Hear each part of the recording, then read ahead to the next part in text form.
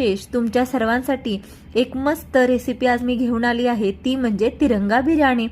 चला तर मग बघूयात या तिरंगा बिर्याणीची रेसिपी काय। हे तिरंगा बिर्याणी बनवण्यासाठी आपल्याला 3 प्रकारचे हे राईस वेगवेगळे बनवून घ्यायचे आहेत।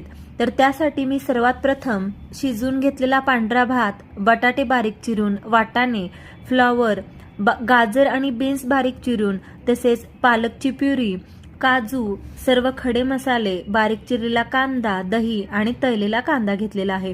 तर सर्वात प्रथम आपण पांढरा भात बनवणार आहोत।